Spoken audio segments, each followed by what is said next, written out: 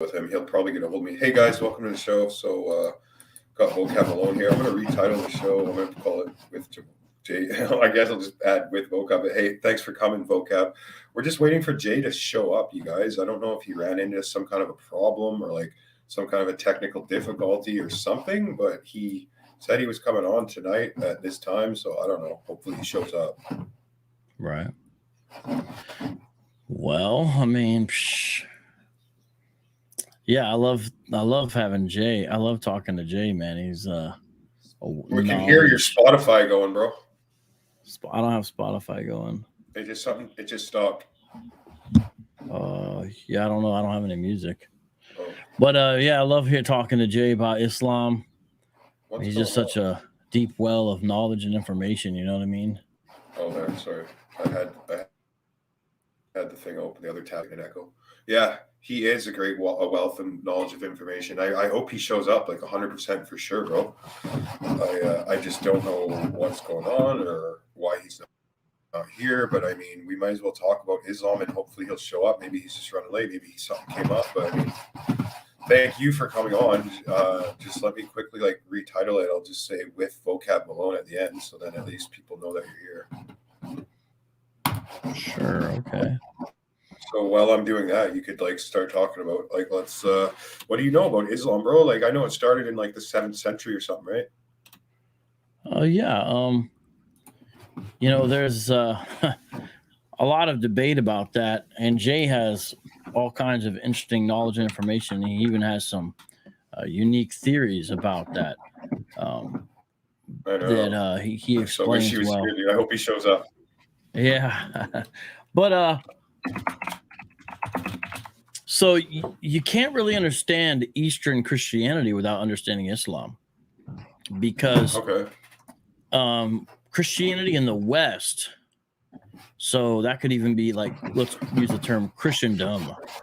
Christendom describes kind of like, he's here, dude. Jay's here. Well, nice. Hey, good. I don't have to talk about Islam in place of Jay, because that's an impossible task. Malone, how are you? Sorry, you guys talk for a second. I am doing all right. He invited me on to help ask you questions, because at first I was like, wait, you're gonna have me on and have me answer questions? I was like, you have Jay. I don't want to answer a question with Jay there. Let Jay answer all the questions. He's like, no, to help interview, to ask some questions. I was like, oh, okay, I can do that. Yeah. I can ask Jay questions. Yeah, for sure, bro, for sure. And Jay, I want to say thank you. Thank you for coming on again, brother. The first time you were on was like my first live show, and it was like terrible. You were like talking about yourself for like half an hour, and it was like, oh no. But yeah, that's awesome that you're here. So thank you so much. And yeah, everybody, this is Dr. Jay Smith, very well-known man. Yeah, so let's do it, Vocab. I'll let you get started, I guess. Let me give the Vocab intro for Jay. A lot of people deal with Islam that are Christians, not nearly enough, but it's not like no one's touching it. But Jay Smith, Dr. Jay Smith, touches it in a very unique way for years. Many of you have seen him. If not, you should go watch the videos. He interacted face-to-face, usually against larger numbers. You know, we had a couple Christians, a lot of Muslims out there on the streets of London, and always does a wonderful job, not just with the facts and the information, which is important, but I believe having a loving spirit, but a loving spirit that is not to be equated with a weak or timid spirit. Sometimes people think of love as weak, but love is strong. And so I've always appreciated the way Jay does it. Sometimes he's been hit, he gets back up on the ladder and preaches. He's been mocked by younger men who should show Jay not saying he's an older man, but an older man respect, and they don't that's his wisdom.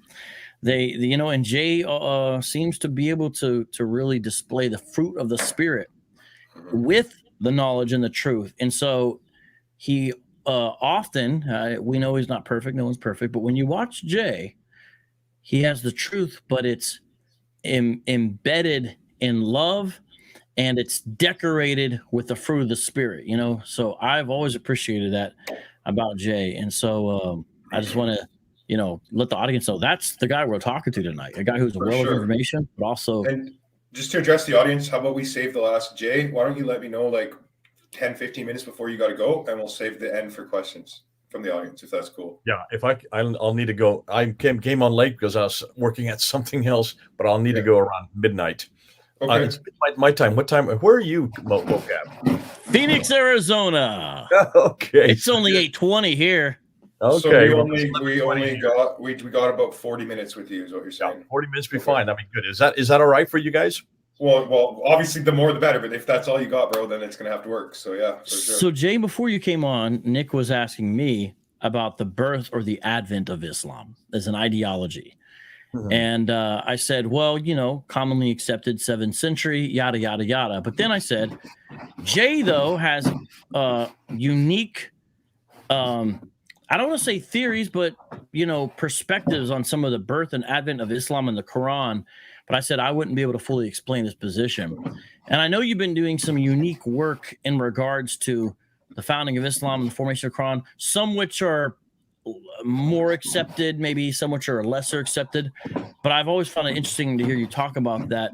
I think last time we were together at Calvary Chapel, no, was it a Calvary Chapel? Yeah, it was there in 2 years ago. Yeah, in Bellflower, I believe. I think it was in Bellflower. You guys actually met each other in person. That's cool. Yeah, a few times. And I know one time we were in Bellflower, and I believe you did a presentation, and I think you presented it. I don't even know the way to describe it, but where you're getting to some, basically what you were describing is cutting edge research in regards to the formation of things. Do you know what I'm saying? Yeah. And would you be, what would you call that? And could you explain it? It's the origins argument. Well, how did Islam originate? Simple as that. And it's, and Vocab, you're correct. There are two things that we're doing. Mm-hmm. Well, actually, there's three things, but there are two things. Let me just put it so people don't get confused. The one problem is everything you know about Islam, everything you, Nick, and Vocab know about Islam comes from the 9th and 10th century traditions. Wow. Yes. And the people, a lot of times, who collated those traditions, and Jay he'll tell more about this, they were often under the thumb of Islamic monarchs. So there was always political intertwining things happening. So this is the book that everybody has to read. This is the book. Anybody who has studied Islam has to read this book. This is the book that says how Islam began. And who's Al-Ghali? It's the life of Muhammad, written by Ibn Ishaq. They say Ibn Ishaq. It has nothing to do with Ibn Ishaq. It's actually a guy named Ibn Hisham. Okay. So this is the problem here. This is what everybody has been told. You've got it. Vocab's got it. And in some ways you don't need to get it, because what we're doing is we're destroying this book. Oh, cool. This is the classical book. This is the book that has just throw it away. and the question has been, any religion. I mean, stop and think. Jesus Christ. What do we know about Jesus Christ? Well, we know that he was born in Bethlehem. We know that he grew up in Nazareth, and we know that he died in Jerusalem. All right. So those are historical facts I've just given you. Those are historical claims about Jesus. And of course, the question was asked in the 1800s, how do we know that Jesus even existed? How do we know that he was born in Bethlehem? How do we know that he lived in Nazareth? How do we know that he did his ministry all through Galilee? And then, of course, he came back to Jerusalem and he died there on the cross. How do we know any of this? Well, the answer is, let's go with the evidence. Always, always, always go to the evidence. Simple. I mean, that should be Christianity 101. So we go back to the evidence. Back in the 1800s, we didn't have the evidence. And that's why people like Wellhausen and these guys in Germany in the Tübingen school who were asking these questions, were asking brilliant questions. This is called historical criticism. And it was great for us today to go back and look back those 200 years and see how we then as Christians answered every one of those questions. But how do we answer it? Not by creating a biography of Jesus written in the 3rd century, not by creating things that Jesus said written in the 3rd and 4th century. We went back to the 1st century. We went back to the century when Jesus lived. We went back to the place where he was born and grew up. We went back to the people who were there at that time. And we asked for eyewitness accounts. And we asked for anybody who knew anything about that time period in the 1st century. Was there a man named Jesus? And of course, we didn't just ask and look at the Bible. We went to people like Josephus, and we went to people like Tacitus, and we went to people like Thallus and Phlegon, and these are historians. Suetonius. Suetonius, there's a lot of early witnesses to Christ. Yeah, I was just So agreeing. that's what we did. We went back and said, let's see what the people in the 7th century who were actually there, who actually lived in that area, and let's ask them if Jesus existed. Let's ask them if he died on the cross. Mm-hmm. And that's what you should do with any historical fact. Anytime there is a historical claim, and listen, every religion makes historical claims, the Bhagavad Gita, the Upanishads, the Vedas, the Book of Mormon, the Granth Sahib, any of these religious books that are out there, they always talk about someone at a certain place doing something at a certain time. So just those are the 4 historical things you must ascertain. And anytime, any book, I don't care whether it's the Quran or the Bible or the Granth Sahib or the Upanishads, whenever they make a historical claim, for heaven's sakes, do the historical act, do the historical test, which is go back to that time period that claim is made about that person doing that thing in that place. That's all you need to do. Amen. And that has been done with Christianity. And that's why we can stand firm. That's why today we pretty well know that Jesus did exist. We know where he was born. We know where he died. We know what he said, where he went. We know pretty much everything about him now. Even like Bart Ehrman would agree with you. Anymore. Even Bart Ehrman would agree with you, right? Here we come to a guy named Muhammad. Mm-hmm. And we've been told this book is what you have to read. Now, there are many others, but this is the classic one because this comes from the earliest source. Oh, this is what the Muslims tell you to read. Oh, everybody. I mean, not just the Muslims. You have been told this. Why does Vocab have it in his office there? Mm-hmm. Why do you have it, Vocab? Because this is the one you've been told to read, right? Yeah, it's like the essential place you have to start to because it's essentially I don't know, we're going to say a biography of Muhammad, I guess. The biography of Muhammad. It's called the Siratul Rasulullah, which means the biography of the Prophet of God. Yeah, because people should know the Quran is definitely not a biography of Muhammad and does not even include anything even relatively similar to a gospel genre in the Quran. And so what are the origins? That's why you've got to go back and find out how did it all begin. We'll get to the Quran later, but let's just start. Yeah, because we don't got a lot of time, right? So listen. We're going to destroy Muhammad. We're going to destroy the Quran both of them in this session. Let's do it real quickly, and we'll do it. And all I'm going to do is ask for evidence from the century Muhammad lived. That's all I want. That's not a hard thing to ask. It's not a bad thing to ask, is it? Well, then if you're going to do that, you're going to have to throw away this book. Wow, that's from the 9th to 10th century. Does not come from the 7th century. Wow. According to this book, what it says is that Muhammad was born in 570 and died in 632. So born in the 6th century, died in the early 7th century, 632. And between that time, especially around 610, he started receiving these revelations from the angel Gabriel called the Quran. And from 610 up to 632, the day he died or the year he died, that revelation over 22 years was received by him, and that was his major purpose, was to receive the Quran. That's what this book says. That's what every Muslim knows. That's what you have been taught. That's what everybody has been taught, okay? So it's simple as that. One man and one book, a book of the man, the book of the man, the book of the man. That's what I always say. It comes down to one book and one man. Now, if that is the case, then it should be pretty easy to be able to support this man named Muhammad in the 7th century. We're only talking about 1,400 years ago. We're not talking about 2,000 years like Jesus Christ. And we're talking about a place that, according to this book, was the earliest place in the history of mankind, called Mecca. Mecca is where Adam and Eve were sent. Now, I heard it didn't even exist, Mecca. Did anybody exist before Adam and Eve? No. Dude, I remember listening to your stuff, and you're saying they're like finding coins from around that time that didn't even have Muhammad. From the time of Adam and Eve? I don't remember. No. From the time, from like the 6th century, and they didn't have Muhammad's face on it. You're jumping the story now. I'm still talking about. I'm still saying if everything this book says takes place in what we call the central part of Arabia.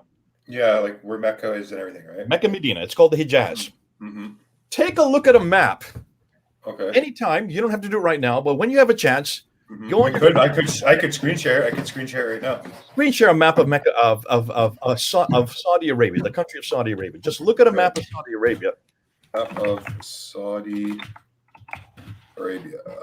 Google it. Just Google a map and just put it up on screen. And what do you get? Let's see here. Share screen. Chrome tab. Map of Saudi Arabia. Share. Okay, let me bring one up. Like maybe. You're the one that's orange, the topographical one. You're the one that's a topographical. Come down to the left. I see it right there. Down to the left. Over to the left. That roll. That brown and yellow one. Brown and yellow one. The gold and yellow. I can see it's a topographical map. Okay, it's all the way to the right and one down. So it's on second row, 1, 2, 3, 4, 5, 6. The sixth one over on the second row. Yeah, it's purple on the very top. I think he's talking That about. one, You can see the okay, blue. this one. Not the purple Let me one. open. I'll open. Oh, not the purple one. No, I want the topographical one, the one that shows deserts and mountains. Oh, okay. So I think that's it. This is the second row, right? So Second row, 1, almost 2, all the way to the right, 3, but not the last one. The one in for 4, the second last one to the 5, right. 6. Yeah, it has purple on the this very one, top, this one. Jay. Okay, sir, you're right. Here, You're right. I'm gonna open. Purple on the very I'm gonna top. open the image in a new tab, and it's gonna make it big. Watch this. Stop. Share. Share screen, and it'll blow it up. Okay. I think it's this one. Nope. Wrong one. You got to be careful Both using called the phrases same like thing. "it's gonna blow it up." Yeah. Okay. This one. What, dude? So dumb. Let me just close this. Sorry. There. Sorry. They literally, the tabs were called the exact same thing. It was like map of Saudi Arabia, and there's like two same names. So here we go. This mouse is like really annoying. I know you don't got much time, but anyway. Okay, that's Yeah, I'm close. gonna bring it up. I'm gonna bring it up bigger, but yeah, sorry. Well, anyways, just so you get an idea of what we're looking at, I thought that was a topographical. That may not be. If you have a chance and you see a topographical map, one of the first things you're going to notice, that yellow area is desert. That yellow area is called desert.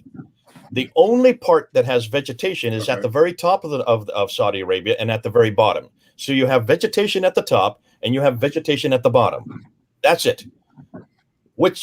Why do you have vegetation? Because you have water.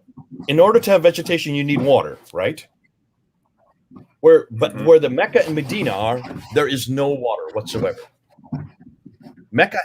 Okay, so Mecca and Medina, if you can see, it's like right in here. it's over to the left, right near the. Right near the Over to the left, right there. Yeah, right further here, right. Up, further right up, further up. Right there, coming over to the left now. We're almost over to the Red Sea. Oh yeah, right here. Okay, right here. There it is. That's Mecca, and Medina is just above it, to a little bit to the right. Okay, like around here somewhere. That's it. That's Medina there. So that is called the Hijaz, right where your cursor is. Okay. And that place is one of the most arid places on earth.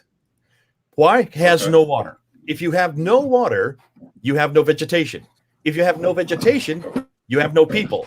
If you have no people, you have no towns. If you have no towns, you have no cities. You have no cities, you have no civilization. If you have no civilization, you have no history.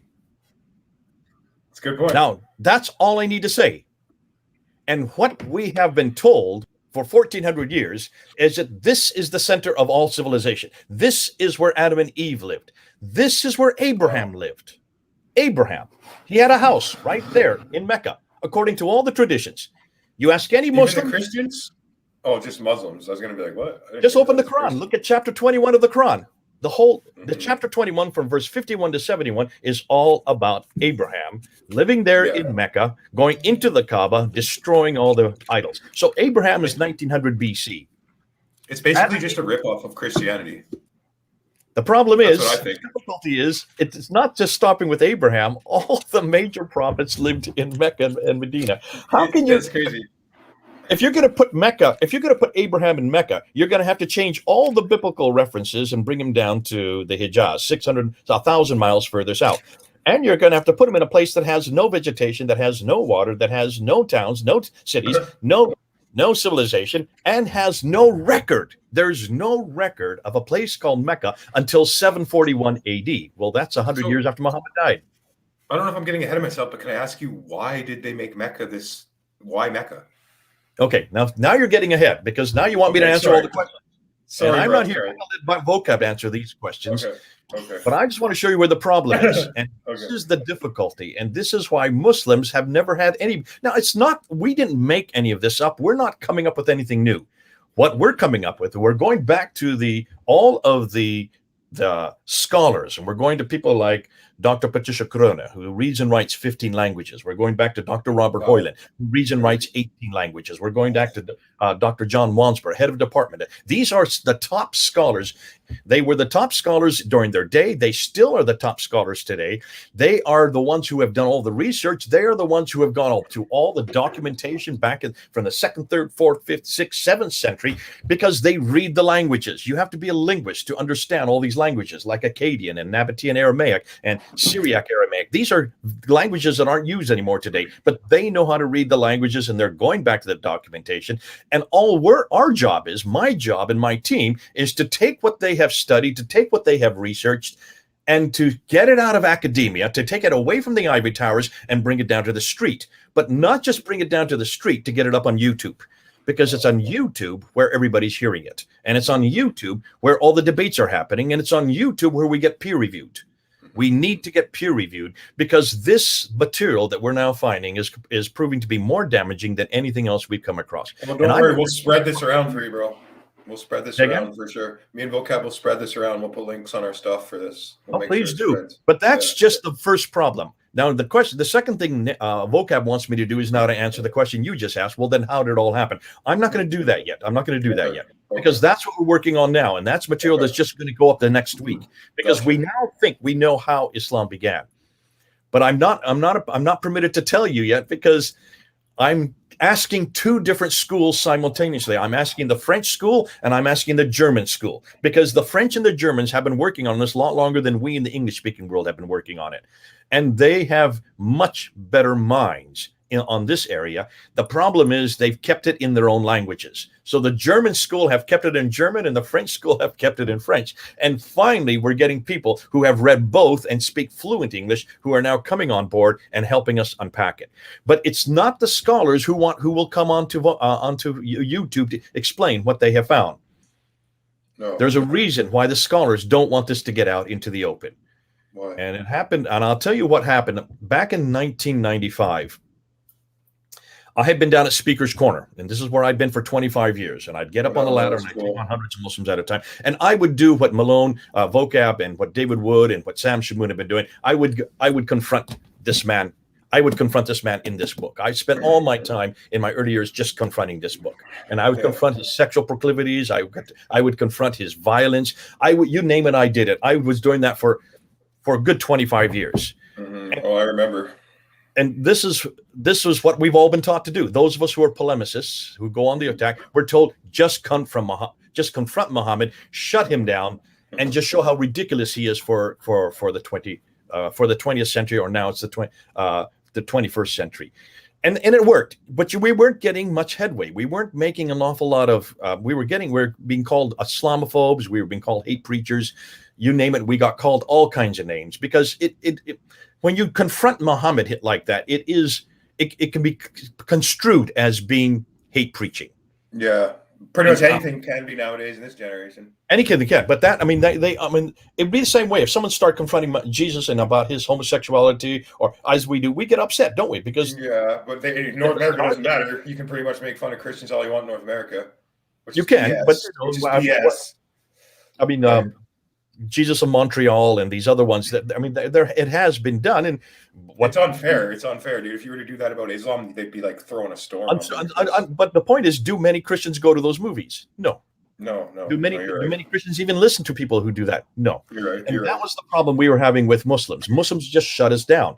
They just stopped listening to us because they said, this is ridiculous. This is nothing. All they're doing is throwing mud at Muhammad. Okay. And the best thing to do is just turn him off and go to some other person. And that is true. And that is one reason why I realized that we weren't making much headway in this material, albeit it's perfectly valid to do it. And it's perfectly good, because in Muhammad's case, he does have a lot of sexual problems, and he does have an awful lot of inadequacies, and he is not relevant for the 21st century. But here's what happened in 1995. I was studying under Dr. Gerald Hotting, and he started introducing me to some of the material coming out of the German school and some of the stuff coming out of the French school. And I had never heard this before. This is brand new material. And I had never come across some of the things he was saying in class. And there were about 20 Muslims in our class. And every one of them got up within 2 weeks and slammed the door and left the class. They would not anymore. Within 2 weeks, none of them came back for the rest of the semester. And I saw and I realized, and as they slammed the door, that they were scared. They were fearful about what they were hearing, because what Dr. Gerald Hotting was doing was not criticizing Muhammad. He was not looking at this book at all. He didn't even care about this book. He'd already thrown this book away. He was asking much more simple questions and much more devastating questions. Questions like, okay, if Muhammad did exist, can you find a reference to him? Just one reference. If Muhammad did exist, can you find where he lived, what he said, what he did? Anything, just anything from the 7th century, from the time period he lived, from 570 to 632. Can you find anybody anywhere in that part of the world who knew this man? Can you find any mosques that are facing Mecca? Did this city even, can you find any reference to the city in any documentation? I heard about that. The mosques aren't even facing there, right? Like they're not even. None of the mosques. None of them are. Not till 727. Muhammad died. I think that was one of your videos actually that I learned that from. Yeah, that's crazy. Well, see, this I heard way back in 1995, and then he started confronting the Quran, and what he said about the Quran was just absolutely gobsmacking. He introduced this book here. He said, this guy. Now, this book came out in 1997, so this was before, but this is what I heard later on.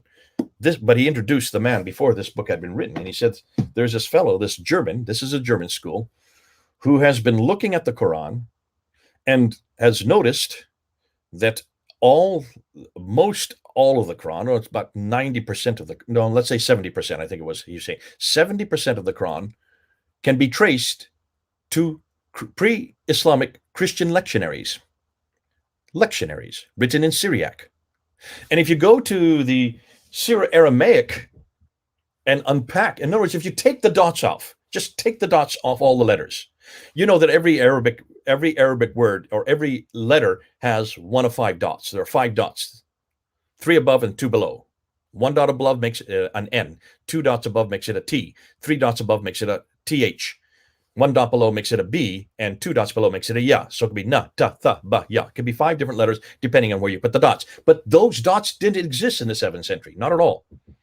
They were not introduced till the 8th or 9th century. So in the 7th century, when the Quran supposedly was being written, it didn't have dots. So why don't we take the dots off now? Just take them off and look at the words again. But this time, not just looking at the words, see if they make sense in the sentences they are in, the words that are in the sentence they are in. If that still didn't make sense, then go back to the Syriac and find it, because the Syriac used the same alphabet, use the same word, and see if it makes sense in Syriac.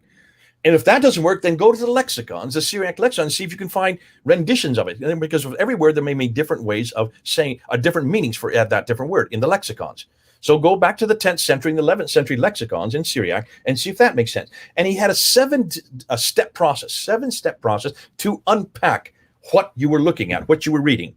And by going through those 7 different steps, by the end of the 7th step, sometimes it happened at the 2nd step or the 3rd or the 4th, when you get back down to the 7th step, by the 7th step, you know what you're reading.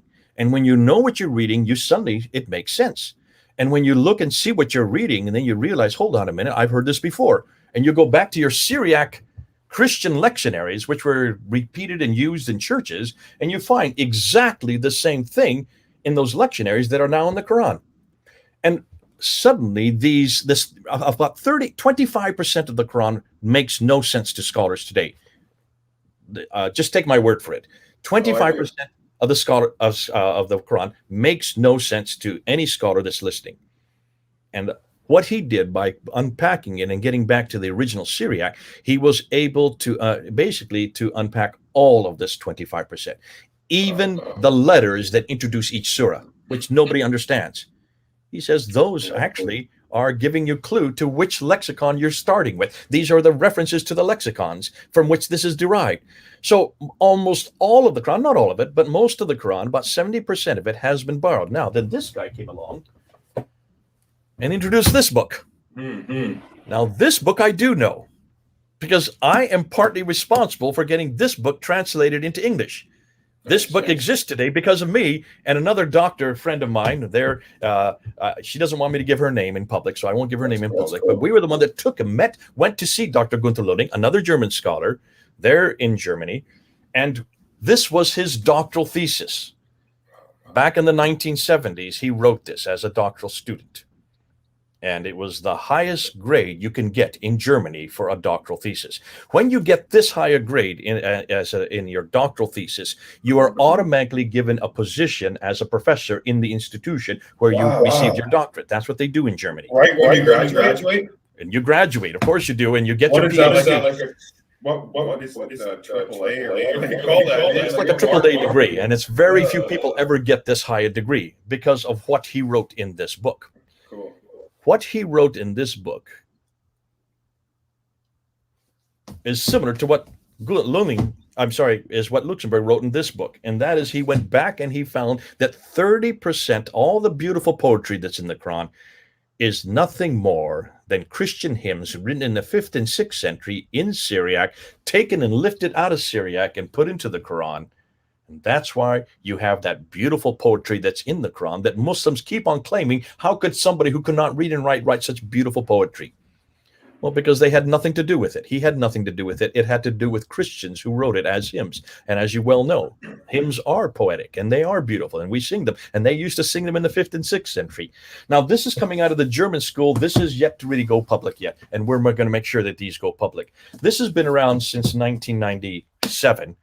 And this has been since 2006. This is 1997. This has been around to 2006. Why is it we're only now getting around to it? Because we needed German scholars to then unpack it for us in English so we can understand the importance of this and how this is just going to destroy the Quran.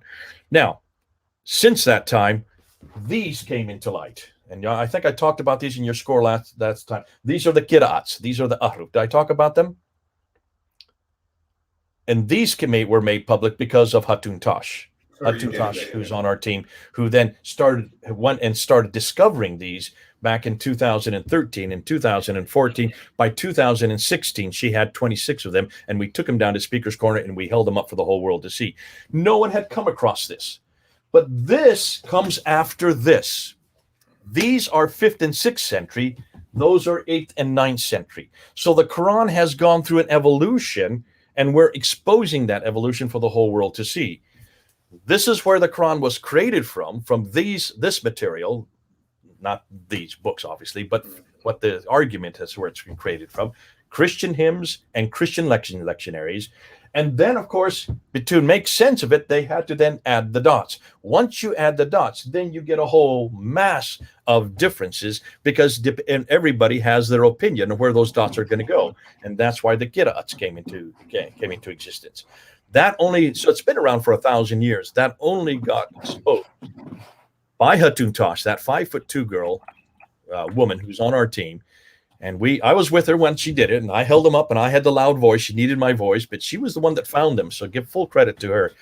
And she was the one that introduced that to the world in 2016. And then you know what happened a year ago on June 8th, 2020, when Muhammad Hijab went and had that disastrous interview with Dr. Yasser Qadi, asking how is it you can have 30 different Qurans? Which is the one that's in heaven? Which is the one that was given to Muhammad? Which is the one you're going to write on my hand? I'm giving you a blank piece of paper. Which are you going to write? And his response was, you don't talk about this. We don't ask this question in public. Do not film me. This is the standard narrative has holes in it, and that's where that famous phrase came up, and we've been running with it ever since. Now, holes in the narrative, and that's where that was introduced on June 8th, 2020. We've known about this for years. Hatun and I, she's known about it since 2013. I heard about this back in 1995, that there were these qira'ats. I just didn't know you could buy them today. I didn't know they existed. I thought they'd all been destroyed in 1924 when they dumped all those Qurans into the Nile.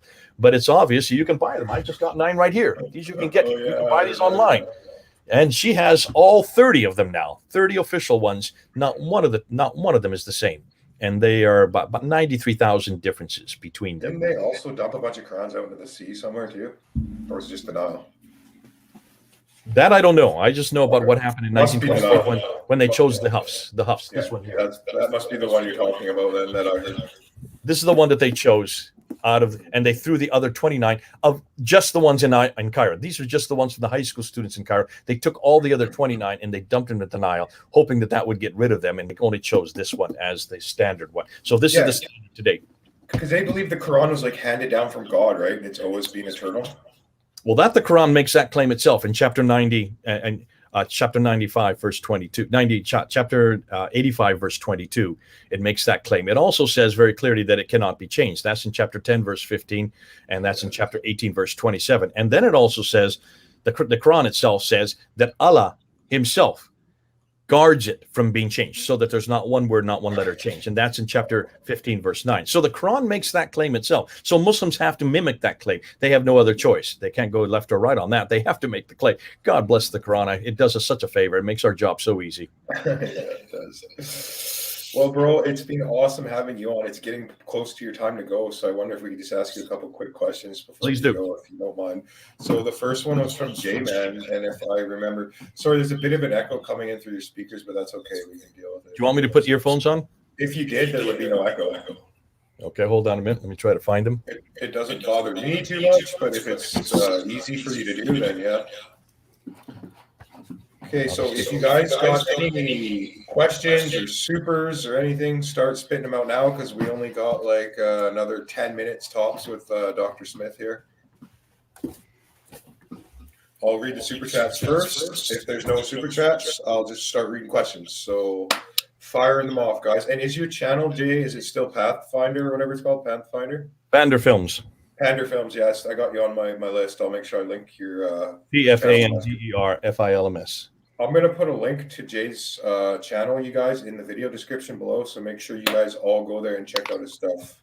He's very knowledgeable. If you want to know anything about Islam, go to his channel, dude. I've been watching this guy for years. So the first question I had from you was, I think I got one in the,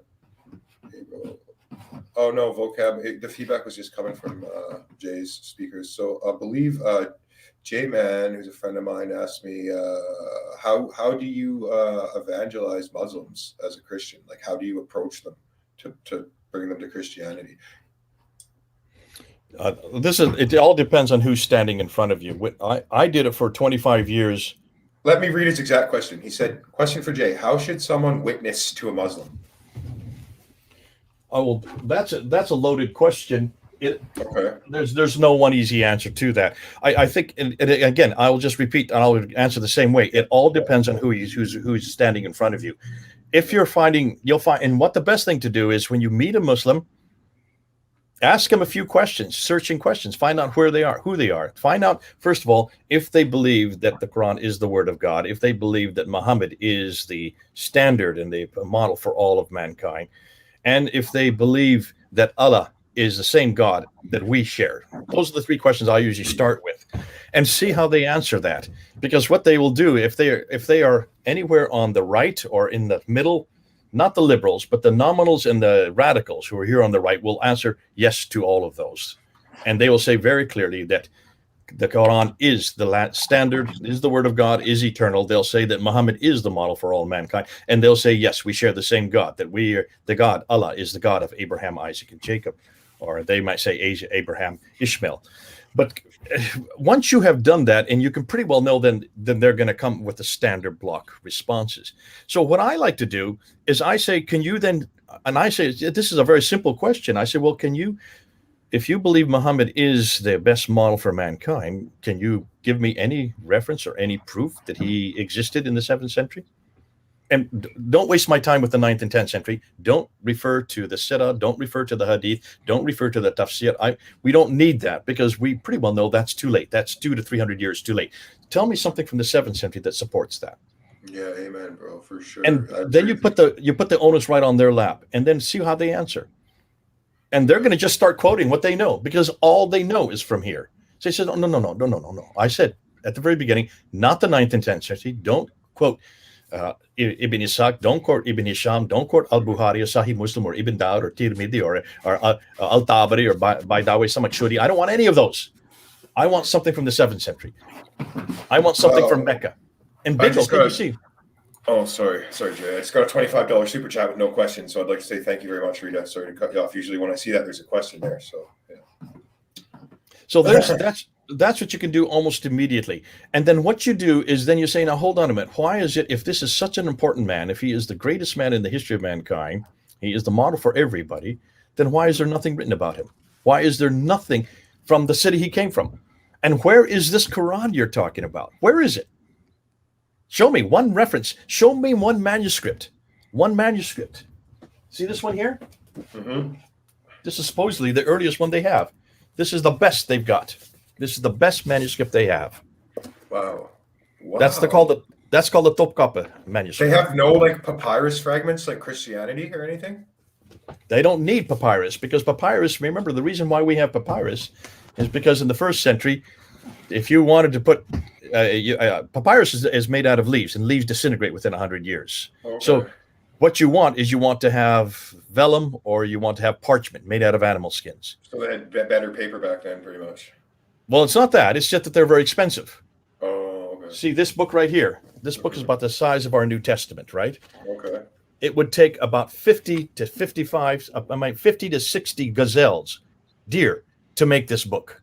That's horrible. Well, not only that, it's very expensive. I feel bad for the animals, dude. That's brutal. Kill 6. That's how they made parchments. Or you could use goat too, but most of the time, Okay. the best ones are made out of deer skin.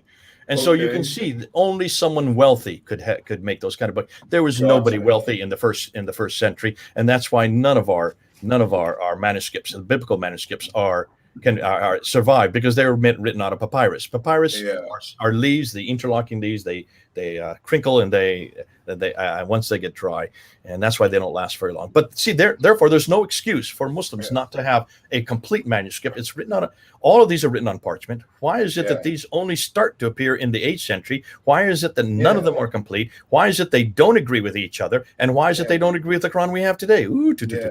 Yeah. They should be originals for sure. Like they should have the original copies, right? Is what you're saying.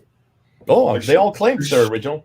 There should be no reason why. So J-Man, there's your answer. It was an in-depth answer. I hope you can use that. So try and get through a couple more questions before you got to go, Jay. So Pam, thanks for the $5. And she says, so the Quran, does the Quran believe in fighting to the death of their beliefs, even with suicide? Chapter 9, verse 5 is called the sword verse. Slay the unbeliever wherever ye find them. Besiege them, lay in wait for them every kind of ambush. Chapter 9, verse 29. Make war on the people of the book. Chapter 47, verse 4. Cut off the heads of the unbeliever. Chapter 8, verse 39. Slay the unbeliever until there is no more disbelief. It's called fitna. No more disbelief in the land, and all follow Allah and his messenger. So now you tell me, I'm just giving you 5 examples. I could give you 150 examples in the Quran that says clearly that they are to slay us if we disbelieve. They are to say us and make war against us if we are Christians, that people of the book, the Jews and the Christians. And it says that it even specifies how they're to kill us in chapter 47. And remember, chapter 47, the first 3 verses define who a believer is and who an unbeliever is. And then verse 4 says, cut off the heads of the unbeliever. Then in the same chapter, verse 5 and 6 said, and those who participate in jihad, if they should die, their reward shall be in heaven. Now remember, in Islam, there is no assurance of salvation unless you die as a shaheed. That means as a suicide. You have died in battle. Not committing suicide, sorry, as you die in battle. And therefore, chapter 47, verse 1, 2, 3, 4, up into verse 6 says very clearly that they're to cut off our heads. And if they die in the process, they are going straight to heaven. There's no need for assurance once you die when you're in the context of Allah. Vocab, would you like to ask a question before he goes? And then there's just one more on the screen. I know you got to go, Jay, but if I would like to, Vocab's been here sitting patiently waiting. Do you have a question you'd like to ask this guy, Vocab? Any reaction to speak of about this origins argument from the more scholarly minded Muslim community? So far, we've not had anything. And this is what's been fascinating, Vocab. I've had my YouTube channel since 2006. Yeah, so we're talking about almost going on 15 years now that I've had my YouTube channel. Remember, YouTube has only been out since 2005. Wow. So I've had it almost as long as YouTube has existed. That's back in the glory days of YouTube. That's in the glory days when we could only have 50 minutes. Anything. We could, but there was no censorship. It was they wanted everything awesome. Because they were trying to get as popular as possible. It was awesome. And now, usually up until 2 years ago, Vocab, I would get maybe 1,000 to 2,000 viewings per video that I put up, and I would put a video up maybe once a week. That's it, just once a week. That's all I could do because it takes an awful lot to make these videos. Once we started introducing this historical material, And the historical material, goodness sakes, that includes the Qiblas, that includes the coins, that includes the rock inscriptions, that includes the what we call the Jerusalem thesis, that includes the paintings and the sculptures, that includes the tombs, and now the iconoclasm. These are the 7 areas that we're now introducing. These are 7 different areas that shut down this book, that completely shut down, and every one of them is, these are rocks, these are columns, these are manuscripts, these are coins, these are things that actually exist, that you can look at, that still exist today. They're extant, and every one of these shuts down the standard Islamic narrative. Now, once I start introducing this about 2 years ago, suddenly the number of views that we're getting just starts shooting up, so much so that today, whenever I put a video up, now I'm putting about 3 videos a week up. One every other day. I'm trying to get one every other day. Sometimes I have to wait 3 days. Sometimes I get every other day. Good for you, every video goes over 10,000 views within a day or two. By a month or two, they go over 20,000. So I'm averaging about 20,000 hits per video now of the videos I'm putting up. And all of it is because of this historical critique. Now, here's what's interesting.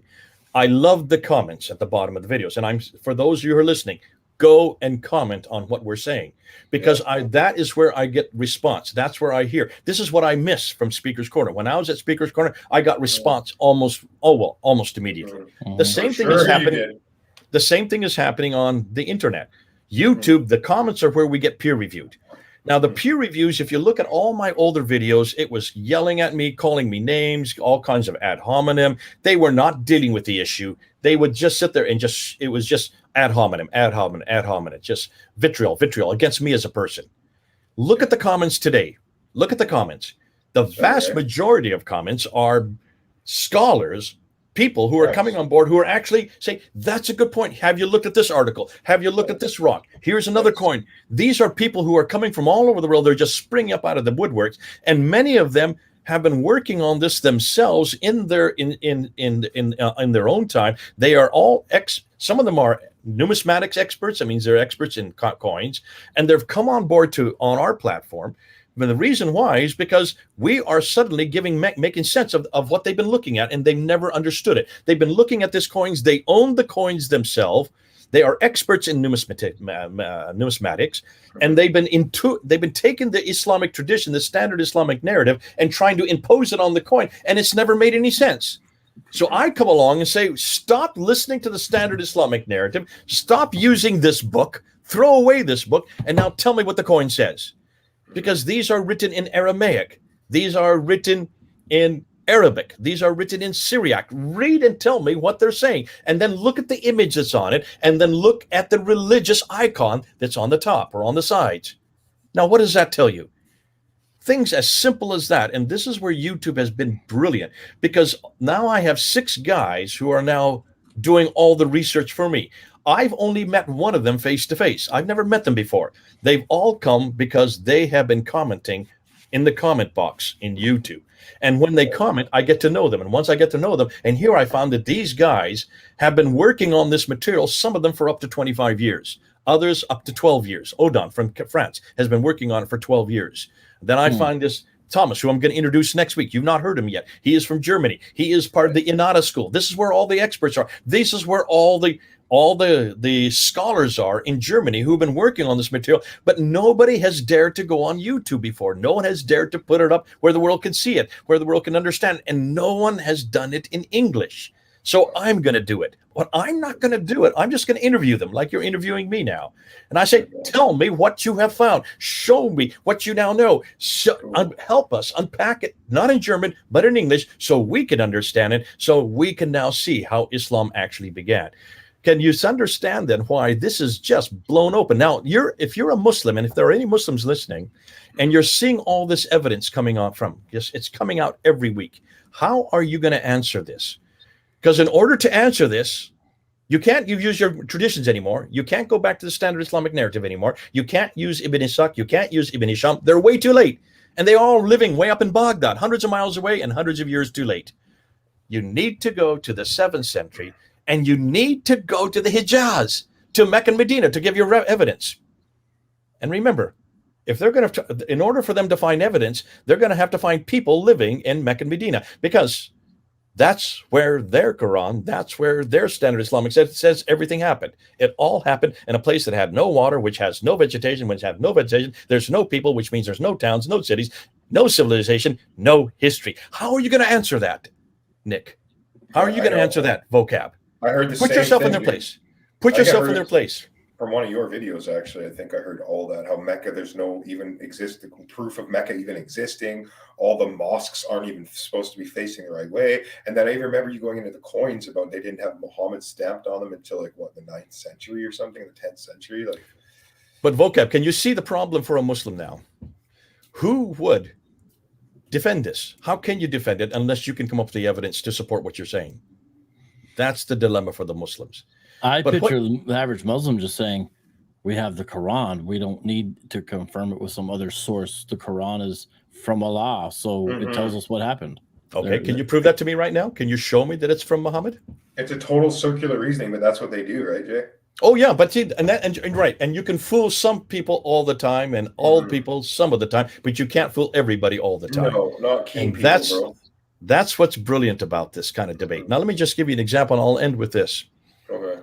A few months ago, I'll give her name. She is a girl. She's from Houston. Okay. Her father is Pakistani. Her mother is Iranian. So she's grown up a Muslim all her life.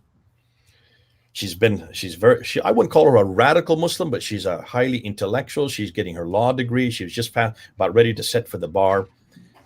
Highly intelligent, eloquent girl. She was met a Christian there in Houston, one of my students, and he was engaging with her on Islam, and he was using all kinds of arguments with her, and she didn't want to listen because she could easily sidestep them. And all the arguments that we have used in the past, the problem with Muhammad, the problem with the sexual difficulties, the whole problem with violence, and all the yada, yada, yada. And she was just able to sidestep and very quickly says, listen, you're just quoting stuff from the 7th century, but that's not for the 21st century. I don't have to follow that. And he said, okay, well, let me just give you some historical problems. She says, well, there's no historical problems with Muhammad. There's no historical problems with the Quran. He said, I want you to watch a video put out by a guy named Jay Smith. It's only 90 minutes long. Would you watch it? He says, okay, send it to me. And she sat on it for about 3 weeks. This is what she said afterwards. And then she knew that she had to watch it because she'd promised the guy that she was going to watch it. And she decided to watch it on her phone in a car outside her house because she didn't want her parents to see what she was doing. So she went out to the car. And she watched this video that I had done back in 2019 in London at a place called Kensington Temple, which was material that's not nearly as devastating as what I have today. But it was back in 2019, 2 years ago. And she watched it for 90 minutes. And this is what she said. After 90 minutes, I had left Islam. She says, I realized after I watched this that the only way I could respond to what he was saying is I'd have to go back and find reference after reference after reference for the last 1,400 years to support my belief. And she says, I had no idea it was that bad. I had no idea that there's no reference to this man that I had believed was my prophet, that I believe was the best model for today. And she says, what he did was take me over the cliff. She said, I fell over the cliff that night. And after that, all it took was 90 minutes to destroy everything I had believed about who my father was. I'm sorry, who my prophet was, who my God was, and what my Quran was. That's good. You probably saved her, bro. Probably got her saved. Did she go Christian or what? The good thing about it is the guy that was engaged with her then brought her all the way through, and she is now a Christian. She's now going to seminary. In fact, she's going to start taking our courses. So that happened. Cool. So this material does not make you a Christian. This material shuts down Islam. Is what it's doing. So we always, whenever we introduce it, we always end. I always make sure that I not every time, but most of the time, I always make sure, let's ask the same question of Jesus Christ. Let's ask the same question of our Lord and Savior. And let's ask the same question of our Bible. Because when you do that, the Bible wins every time. Jesus wins every time. And he does. that's really what we're all about, isn't it? And the last quick question I think I can answer myself. It was what came first, the Quran or the Hadiths. I'm pretty sure it was the Quran, right? And they wrote the Quran did come before the Hadith, yeah. And then they wrote the Hadiths to try and explain the Quran a bit. They're like informing you more about it or something. Is that what and that's exactly. The Hadith is just one genre of 4 genres. The Hadith, the Sirah, the Tafsir, and the Tahri are what we call the standard Islamic narrative. SIN. SIN, Standard Islamic Narrative. And if you get the joke, Standard Islamic Narrative, and there's a bunch of hadiths, right? And some of them will be, if they have something bad in them, they'll be like, well, that's not a good hadith. No, you got to read. See, you can just sidestep it. That's why I don't use them anymore, because you can just sidestep them. You can just sidestep them. They're weak, and that's one reason why you can. That's why Muslims can do what they call the Islamic dance, and they do the Islamic dance all the time. They just dance around those questions. We call it Hebrew hopscotch when we do the Black Hebrew Israelite thing. Hebrew hopscotch. yeah. Cool, man. Well, listen, I've got it. Yeah. Sorry, I was about to say you're an awesome guy. Thank you for coming on here. Well, this is not my material. Remember, I'm not the awesome guy. It's the people that are researching this that are the ones that are awesome. Our job, and that's our job, and that means your job, Nick, and that's your job in Vocab. Your job is to take this material and to make sure that we get it out into the public. So our job is totally different. The scholars are going to continue, and all we're doing is taking what the scholars are saying, and we're bringing it down to layman's terminology and putting it up in the public sphere so that the Muslims have to engage with it. And by engaging with it, they're going to have to come up with a response, either accept it or reject it. But if they're going to reject it, they're going to have to answer the question of then how are they going to prove who their man is, what their book is, and who their God is. Amen. Jay. Well, Jay, thank you so much for coming on, bro. It's always a pleasure. We'll keep in touch. Maybe in a few months I can see you again. For everybody watching, that was Jay Smith. And everybody watching, there's links in the description to join our Discord and stuff. You too, Jay, but you probably won't because you're a busy guy. But yeah. God bless you. Cool. God bless you, Jay. Thanks for coming on, brother. I'll stay in touch. Nice to see you again, Vocab. Yes, sir. Have a beautiful night, Dr. Smith. You too. Bye-bye, Dr. Smith. Goodbye. Well, Vocab, that was a good show, bro. It really was. And I agree. It was awesome, bro. It was awesome. You know, one thing he said, I just want to give one quote to back up about how there's a lot of verses in the Quran that don't make sense. Now, there's all these classical Muslim commentaries on the Quran, but, you know, when you look at them, and I got a list right here, there's some deep disagreement about the interpretation of many, one might even say most, Quranic verses. And when you read through these classic commentaries, a lot of times they'll basically say, hey, we're not really able to make sense of this because we have no good context for it. For example, listen to this. This is a well-known Islamic exegete. He died 1209. So this is when he's writing, obviously before that. Bakr al-Din al-Razi. So sometimes I think he's just called al-Razi. And listen to what he said about one of the verses of Surah 98. Here's what he said. Quote, may Allah Most High have mercy on whoever attempts to summarize the nature of the difficulty in the verse. End quote. May Allah Most High have mercy on whoever attempts to summarize the nature of the difficulty in the verse. That's al-Razi, a well-known Islamic exegete. And he's not even necessarily saying, hey, whoever can figure this out. He's saying if you're just going to try to explain to people how difficult this verse is, may Allah have mercy on you, to summarize the nature of the difficulty. He's saying, so it's this verse, Surah 98, is so difficult, it's difficult to even explain the nature of how difficult it is. Yeah, dude, it's crazy, dude. Even the Muslims, that's why, you know, these later sources, the Hadith, for example, really become indispensable to Muslims because otherwise they have no ability to have any kind of contextual understanding of what's going on in a large percentage of the Quran. Whereas when you look at Scripture, you know, there's chronological happenings. For example, the Gospel of Luke. Jesus born over here. This guy's in charge at the time. He goes here. He does this. John dates Jesus's entrances into Jerusalem by what festival was going on. So you get an idea of that. You get an idea of this guy's in charge. You know, when you get to Acts, Paul sees Agrippa, Festus, so we know who's in charge. And there's this flow of the narrative when Paul comes into the narrative at a certain place in it, Acts chapter 9, I believe, and then, you know, goes all the way to the end. My point is, and that's just the New Testament. Obviously, the Old Testament's larger, but you have the same advantages over the Quran, where there's context, there's chronology, And there's times where it's like, hey, we really need to look to some outside source to get a better understanding of this. And it always helps to get a better understanding, but it's rare that some outside context is kind of what solves the difficulty. You can usually do it essentially within the pages of the book or the Bible itself. The Quran has no such advantage. People have to rely upon the hadith to even understand what's going on, and they don't always agree about which hadith applies to them. And then that's not chronological. The Quran is arranged from length. It's not arranged in chronology. And so there is a proposed chronology to the surahs, but there's no guarantee of them themselves internally being chronologically related. So there's massive problems there. And so when you're reliant upon these later hadith to understand the verses, you're relying on something that's not the Quran to understand the Quran. And they're much later, even later than the Quran itself. And there's so many. The question is, which one's reliable? Usually they'll give 2 to 4 that are definite, but then they have to look at the isnad chain for each one. And like Jay was saying, they'll be like, well, no, not that one, not that one. But very few people you meet are actually scholars of hadith sciences. And so that's a massive mess. And then really what if you are, you're biased if you're a Muslim anyway. Well, I mean, I think everyone's biased.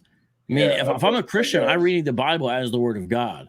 The question is, if you're like a scholar, like you should be, I don't know. That's why I kind of respect like agnostic scholars, because they tell you like it is sometimes, you know.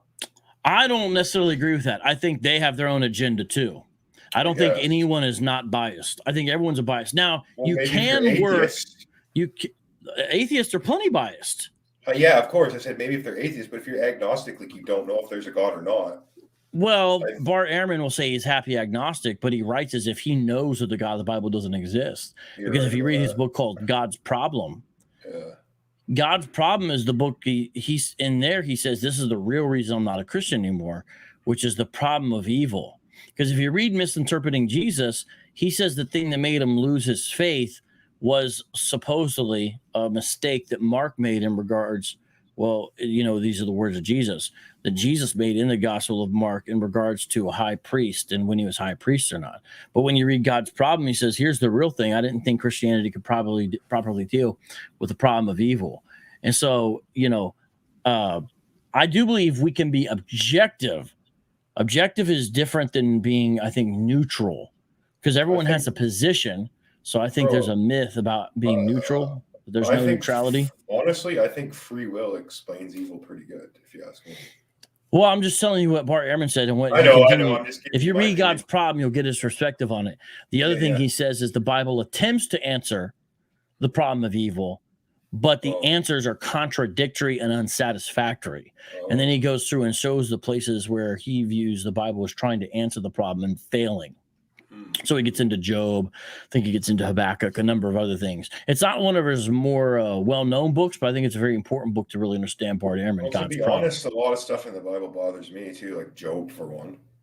I mean, God takes his whole family, kills them, gives them plagues, like just to have like some bet with the devil. It's like, I don't know, bro. I'm just being honest.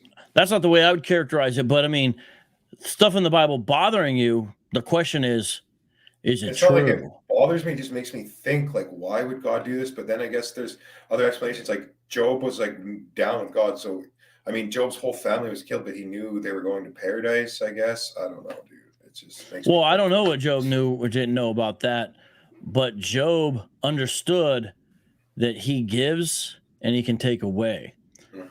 And that's what Job says. That's part of his faith that he demonstrates. Maybe the whole thing didn't happen, dude. Maybe it was just a lesson they were trying to teach or something.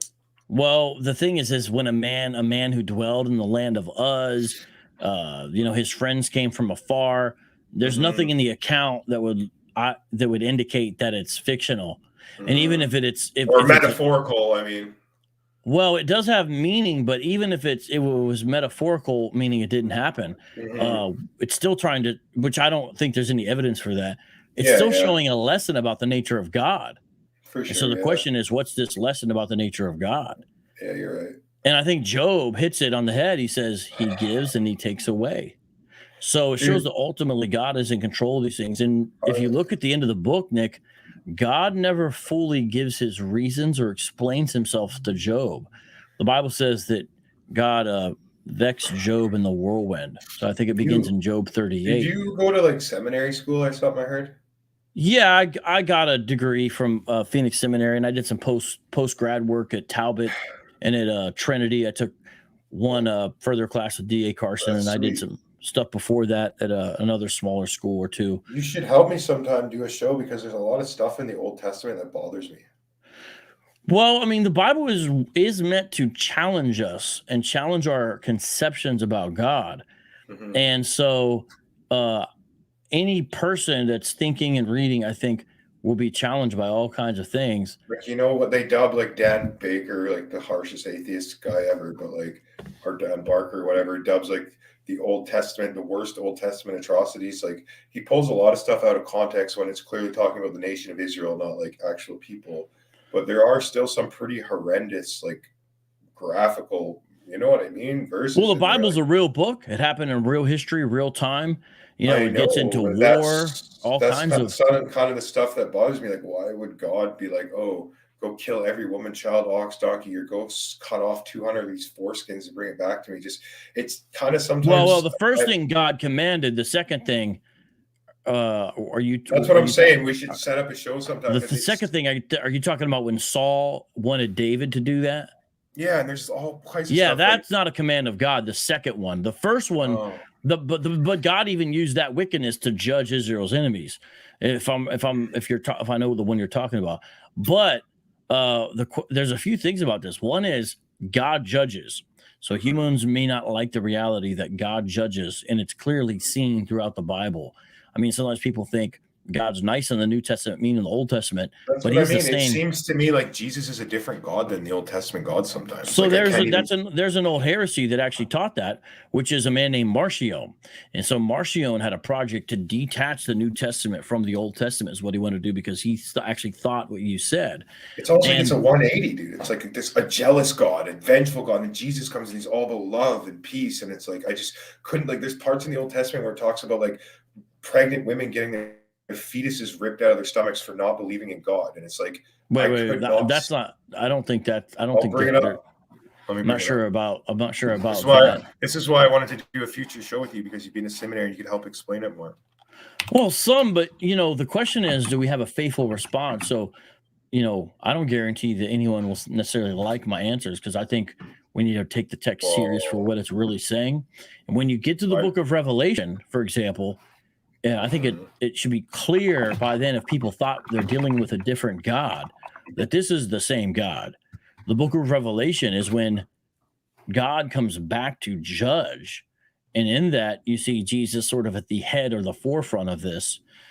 And this is a situation where he is judging wickedness in a very serious, real kind of way. And it matches what anyone may think happened in the Old Testament, whether they liked it or not, because the Old Testament would talk about the day of the Lord.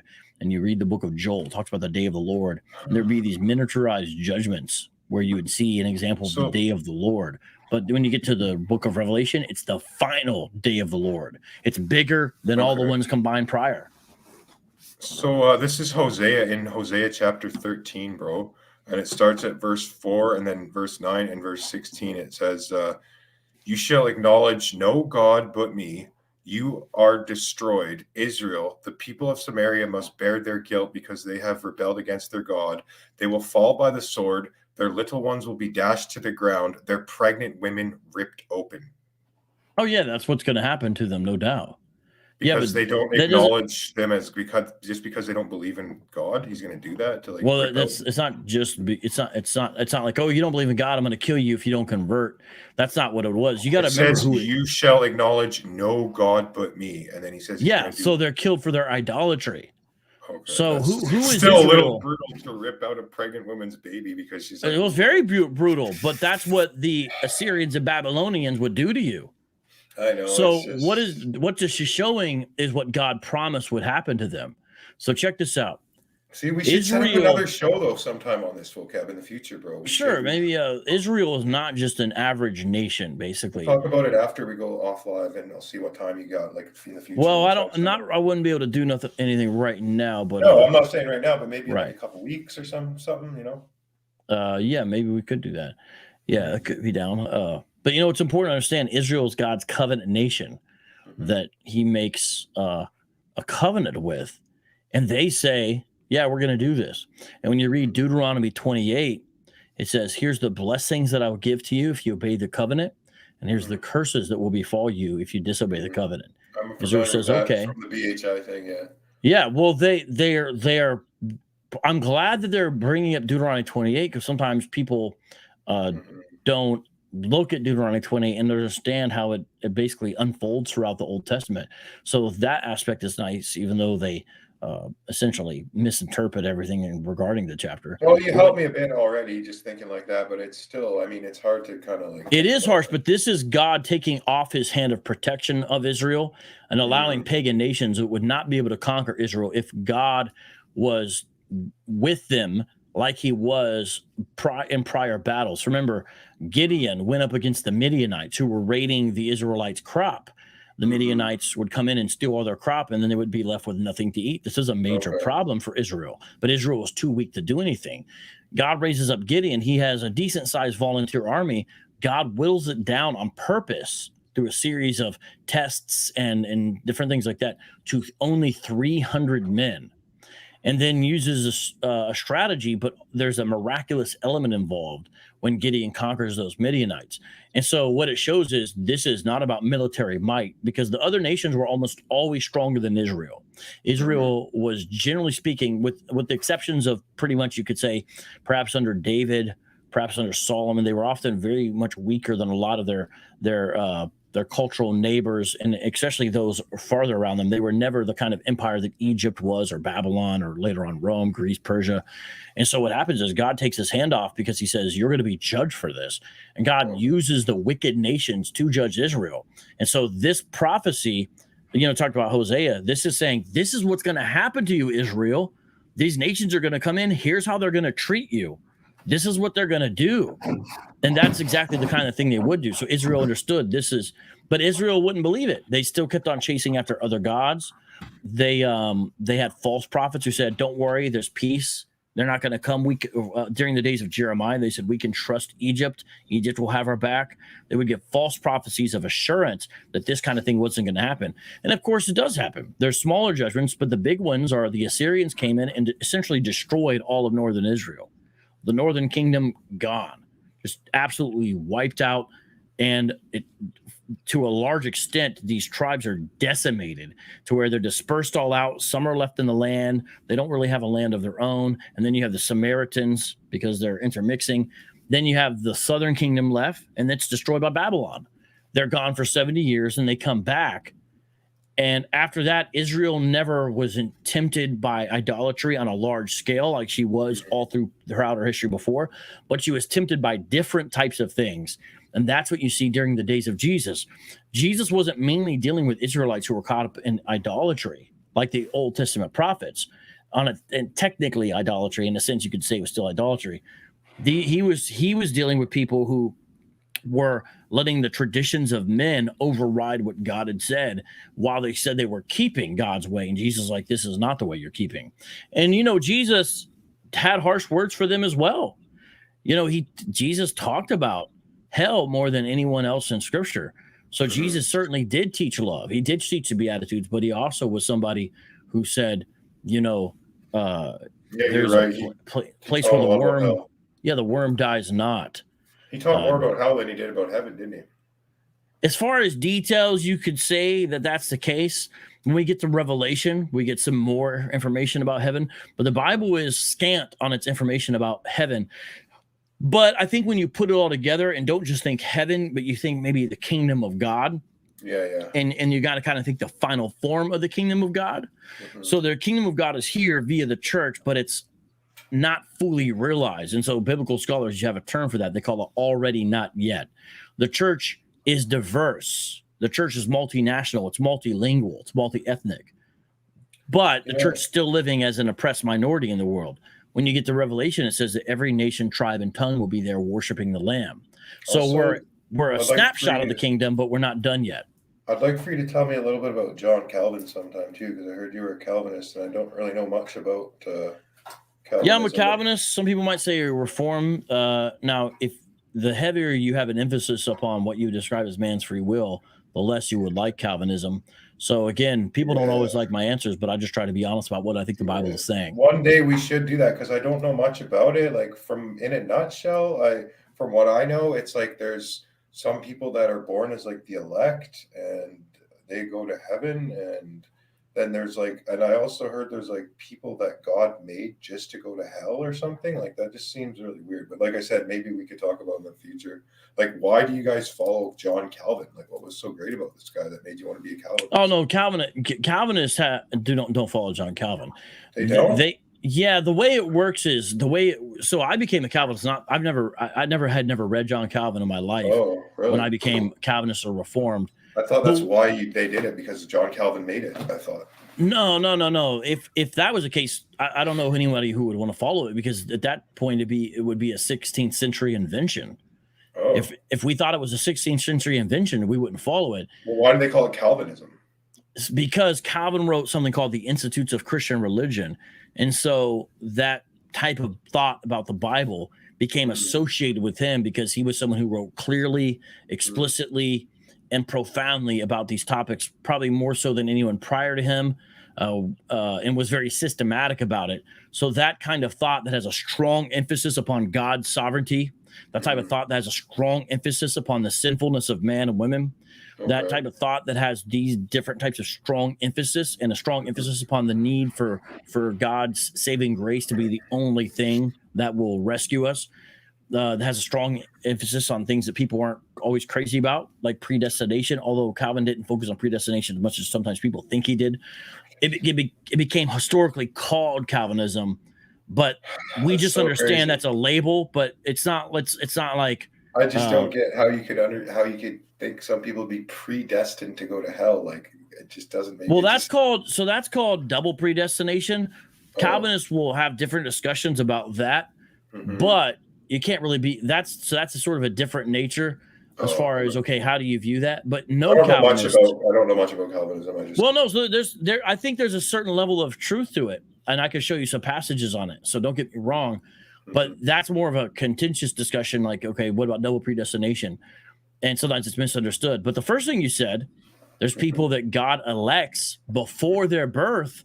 I think that's less contentious. I don't think you can be a Calvinist without believing something like that, because that's called election, and that's really all throughout the scripture. So the Calvinists believe they're one of the 144,000, or no? That's a separate issue, but most Calvinists don't believe, with actually a lot of Christians before them. Most Calvinists don't think the 144,000 is some kind of literal number. Oh, really? We've never thought that. But actually, most Christians throughout history have not thought the 144,000 is little. Now, some have. Don't get me wrong, but that's kind of the people who push like a heavy dispensationalist model will be like, these are 144,000 Jewish male virgins. They'll push that. Yeah. I thought that's what it was, because there's like 12 tribes and it all adds up. Yeah, so that's kind of a common dispensationalist model. But if you look at that passage, it says that I heard a number, 144,000, and then the tribes are listed. But then it says I turned and saw what it was, and it said it was a great multitude. So you have this a lot in the Bible, specifically in the book of Revelation, rather, where John hears something and then turns and sees it, and then he describes the same thing he just heard, but in a different way.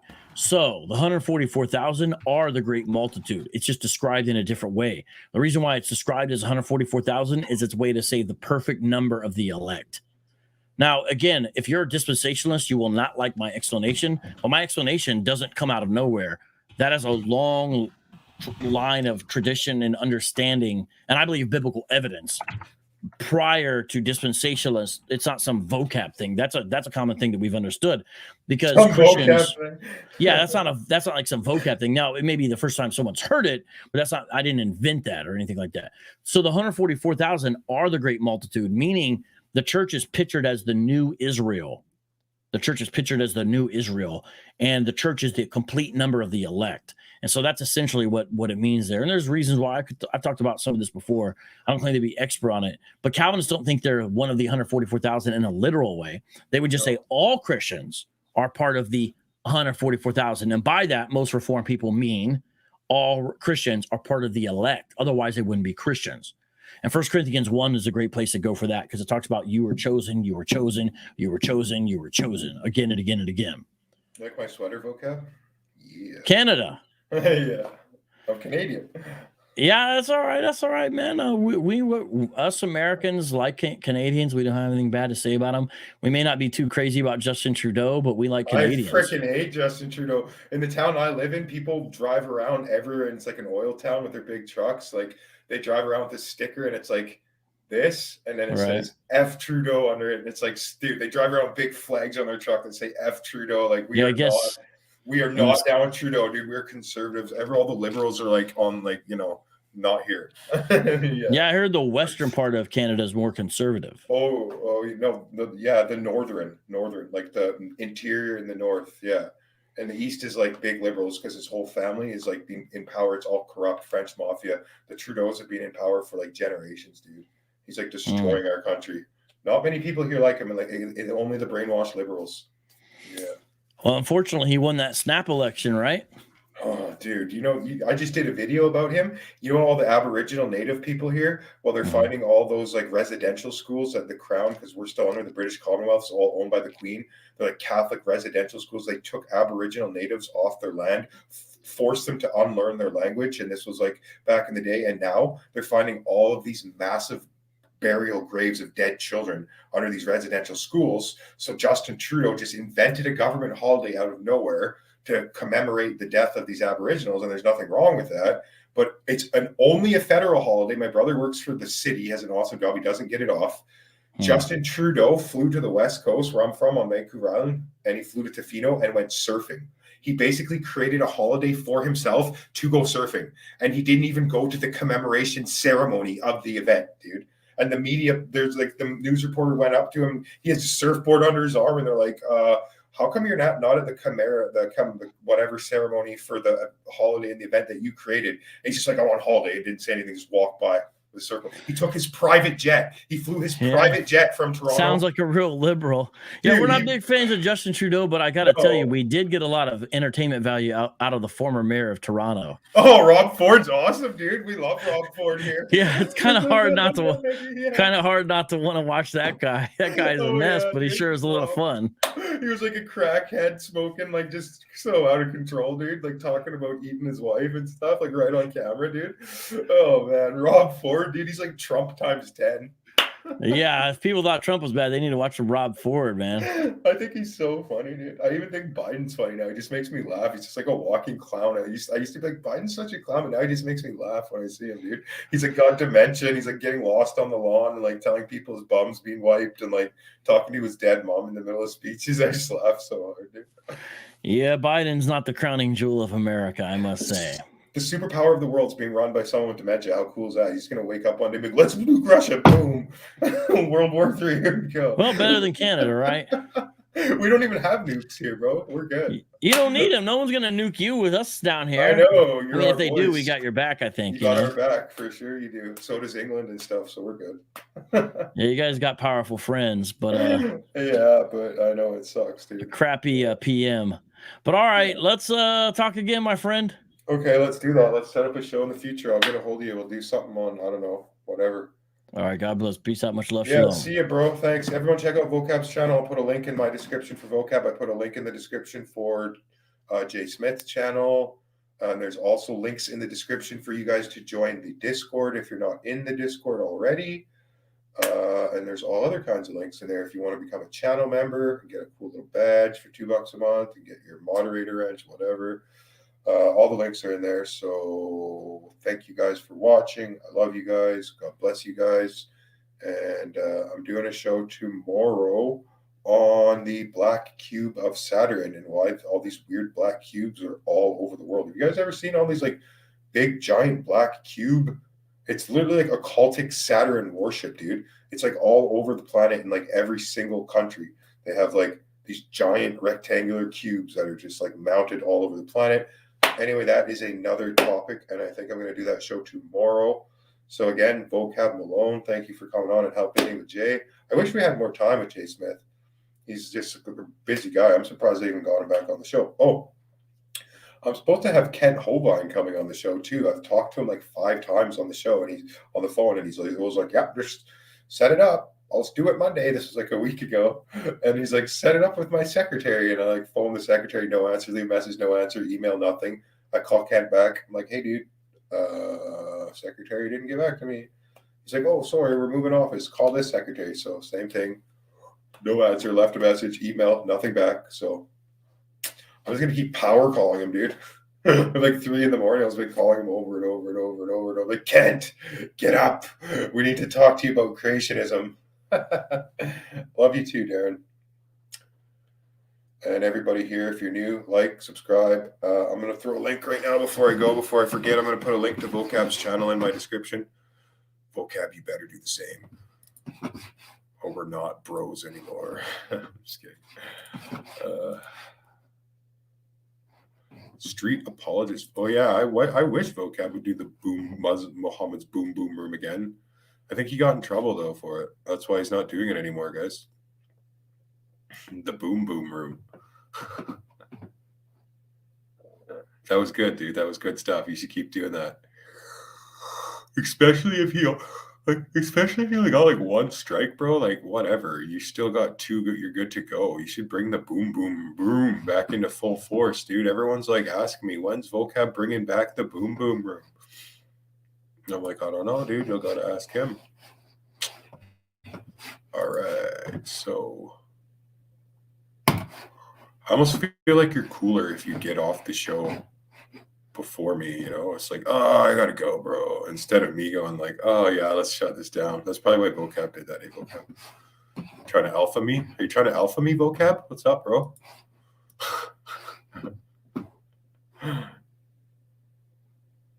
I did? No, I think I changed it, bro. I spelt it with an E first, and then I just took it off, I think. Let me double check. I want to keep this thing going. There's like almost 40 people watching. J-Man, you should come on, bro.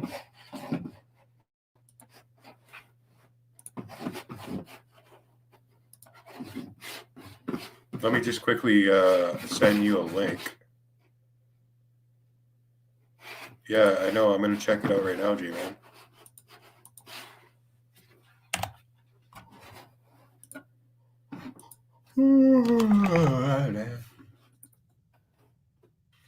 The later I go to sleep, the better, because I haven't taken my painkiller for night yet.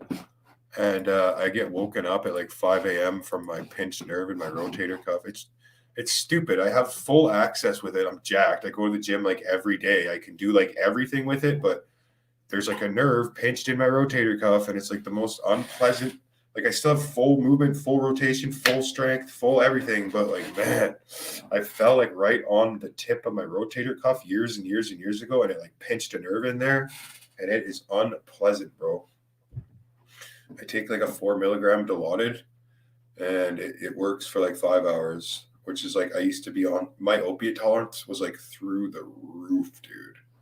I came down from 200 mils of methadone, and I'm only on like 1 mil right now, all the way from 200 in like less than a month. So I'm going through like extreme opiate withdrawal right now, but it's cool. I did it by choice, dude. I didn't want to be on this medical oppressive garbage crap anymore, dude. Plus, it's a really smart move for end of life care, because like, let's face facts, we're all going to die. And like when you die nowadays, it's something you don't want to have an opiate tolerance. Trust me, dude. If you're dying from like a bad, painful death, when they slap that fentanyl patch on the back of you, you're going to be very happy that you don't have a high opiate tolerance, you know? And when I was going through my bad withdrawals, I was talking to God, and like, yeah, he pretty much told me, you know, you got to get off of this for your end of life care.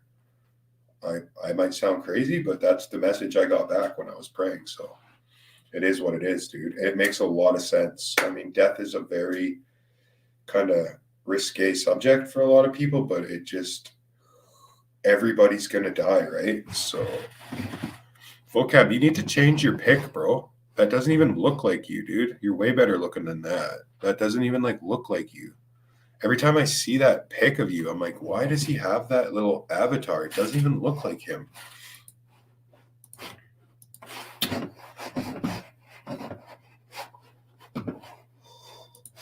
Did I send you the link today, man? Quick, get in here. Quit running. Let's do another show, J-Man, before I go to sleep. Let's do some BHI crushing. I'm all fired up now. I'm all fired up, ready to go. I want to crush. It's been so long since we've crushed some BHI. Vocab's got me all pumped and ready to crush BHI. That's what it was. It's like when I used to sell dope and like one of my custies would see me out, I'd know they'd be calling me later. It's bad. It's so bad, eh? Like, oh, there's Joe. An hour later, you'd be like, yo, man, can I get some shit? It's so bad. I used to be such a bad boy. Thank God that I don't do that anymore. Stupidest lifestyle ever, dude. I was like, my mind was like warped by rap music when I was young. Like, even when I was like, man, my nana was like buying me Eazy-E CDs when I was like 10 years old, dude. Like, she spoiled me rotten so bad, but it like warped my mind, dude. You know, I grew up thinking it was cool to be a gangster and pack a gun around and sell dope. And like, I don't know, dude. Like, I had a fun life when I was in my early 20s doing it. And like, I just drove around town dropping off half grams of blow all night, like partying with my friends, but definitely not a godly life. Definitely a life that only ends you up dead or in prison. There's a few people that last in the game, but majority, like 90% of them end up dead or in prison. Like, I know so many guys that I used to work with that are dead now, just murked right up from AK-47s and stuff downtown Vancouver. Like, we get our violence here, dude. Like, there's not as, like, we don't have a right to bear arms like you guys do in the States, but yeah, people roll around with Kalashnikovs, AKs. Like, my buddy just got murked in Vancouver. Vancouver's a big city. They caught him in the backseat of a taxi, dude. He was drunk. This guy was like a huge baller for the UN, which is like a big gang up here. And they threw him in the back of a cab, and the cab stopped at some red light downtown Vancouver. Two guys rolled up on each side of the back cab with AK-47s and just dumped like 100 rounds into it, dude. Just rattled them right up. Yeah, that happened recently. BHI crushing. I'm in Canada, bro, but it gets like on the West Coast in Vancouver, Surrey.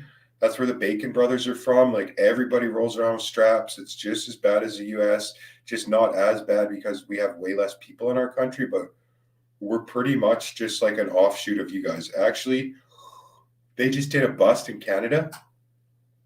They found enough chemicals to produce 1,000 tons of fentanyl. Yeah, dude, the fentanyl crisis hit us hard. Yeah, I know so many people. I can't even count on both of my hands how many friends I know that are dead from overdoses, dude. Like, when it first happened, I would cry. We'd be all sad. But now it's like, oh, Johnny died? That sucks. You're just like so numb to it, bro, because it's like, of course, it was like if it was your brother or a good family member, you'd hit you hard. But it's just like, you guys are probably like that too. I don't know what kind of life you guys have lived. Like, I don't know, but yeah, I'm quite desensitized to that kind of thing now, you know, unless it was like someone I loved and cared about. It's just crazy. J-Man, does anybody want to come on, dude? I don't want to end yet. I can't just sit here and talk to myself. Oh, well, whatever. I guess I should probably get going. It was a good show. It was a good show. If you're just getting here, go back and watch it. Jay Smith is awesome, dude. He laid it down hard. Perry tried to come in here, but I wasn't having none of that, dude. Not with Jay. No way. Tried to get me to ask Jay Smith if he sins. Like, yeah, right, dude. As if I'm going to ask that guy your stupid question, dude. I tell you what, Perry. You go ahead, get a hold of Dr. Jay Smith, get him to come on your show, and then you can sit there and ask him if he sins, and we'll see how long he sticks around. This is a busy man who has, like, you see his education list in my description. The guy's gone to school for like 25 years. He's like such a crazy Islamic scholar.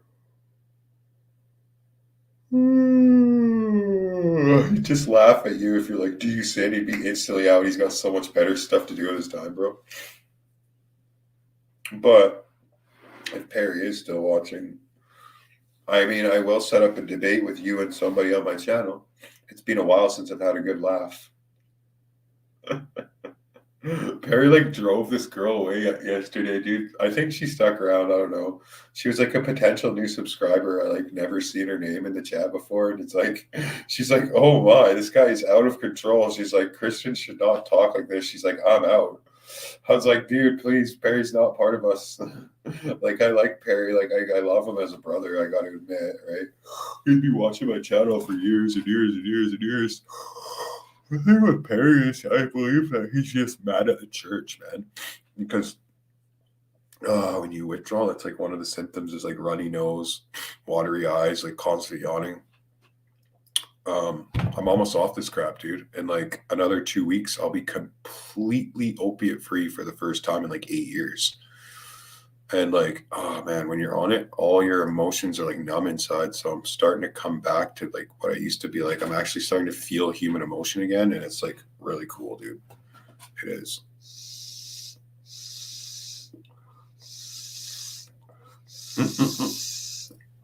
You're right, Maria and Cream. My brother's like, you better not smoke that fucking thing in the house. I'm so bad. Dude, I'm not going up 3 levels and outside on the porch at like freaking 10:53 p.m. I'm like an old man. It's 10:53 in the p.m., dude. There's no way I'm going outside. COVID sucks, eh? Me and my bro went out last night. It was a Saturday night. We went to like 7 or 8 different like bars and like whatever. And it was so dead. There was live music playing at one. I'm not a big drinker, dude. Like the last time I drank was like 10 years ago, but I don't mind having like a little vodka with some Diet Coke, you know, because I'm keto. I can't carb it up, but nothing wrong with a couple little liquor drinks every now and then. You know, just like 12 or 16 doubles, nothing major.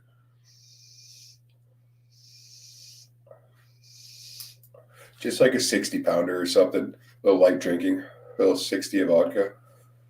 You guys want to hear something messed up, dude? When I went houseboating a couple months ago, my brother took me on this sick houseboat trip. It was like crazy. It was like, this boat cost like $8,000 to rent for 3 nights. It had like 6 bedrooms in it, 3 levels, like full island kitchen, freaking giant hot tub on the roof, huge curly water slide coming off the back of the boat, dude. It was like insane, dude. We went to Nielsen Beach and it was like packed, boat upon boat upon boat, just party central. And like, it sucks because I had the worst time of my life because I was withdrawing off fentanyl, dude. And like, I hadn't drank this stuff. Crazy this stuff is, dude. I hadn't drinking for almost 10 years, dude. And I'm not like a big fat guy. Like I'm big, but it's mostly muscles. So like, you know, they say like the bigger you are, the more alcohol it takes you to get drunk or whatever. But like, I was so sick from withdrawing, dude, that I drank almost an entire 60 pounder of vodka to my dome. There was like that much left in the bottom of a 60 pounder of hard bar. And I drank it almost the whole thing. And I was like still walking around like I was a bit stumbly. That's how like sick this stuff makes you. I had to drink almost a 60 pounder of vodka just to fall asleep for 2 hours. It was hell, dude. I'll never, ever, ever go back to touching that garbage again, dude. Ever.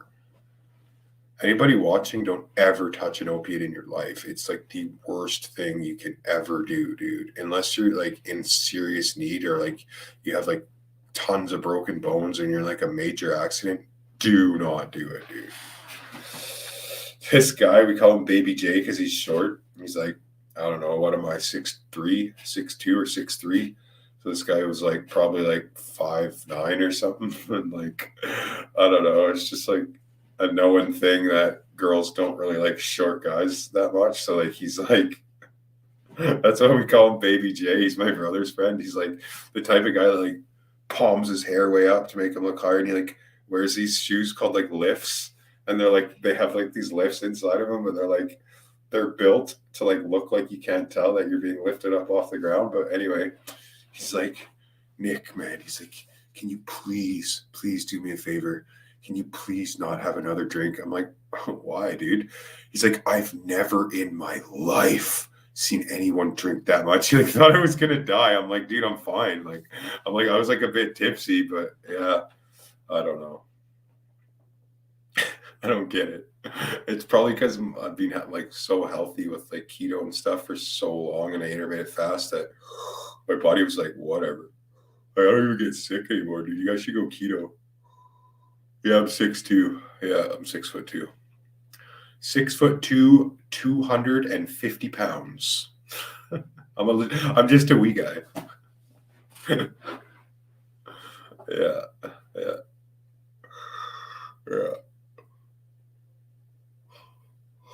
I don't like guys that are taller than me. I'm like, oh, I don't like, you're 6'4". You're not my friend anymore. Oh, dude. Oh, man. I have a friend, his name's Paul. He's super small and he's bald. If he was fat, that would be like the worst, dude. I don't know. It's just, I'm not trying to be like shallow or anything, because I'm not the type of guy that goes for looks. But like, I feel like if you look at statistics, actual statistics, so like majority of like people that are shallow, the three main things a woman looks at when she first looks at a guy is his weight, his height, and his hair. So like, it's like, I just feel bad for some people that like, I don't know, but it's weird the way that life works, like my brother is like losing his hair and he's like a year younger than me, and I have like thick hair. My granddad had his hair his whole life, but it's like, I got blessed with like better genetics, but he got blessed. Like he was like more together earlier, if that makes sense. Like he got blessed differently in life. Like he's got his shit way more together than I do. I was like a wannabe dope dealer idiot most of my life. Like I made a lot of money, but I spent it as fast as I made it. And he's like got a job for the city, making $150,000 a year, full $5,000 a year, like $5,000 a month pension after that. Owns like a sick ass house, which is like half mine now. But you know what I mean, dude? So it's like some people, it's just life balances out sometimes. So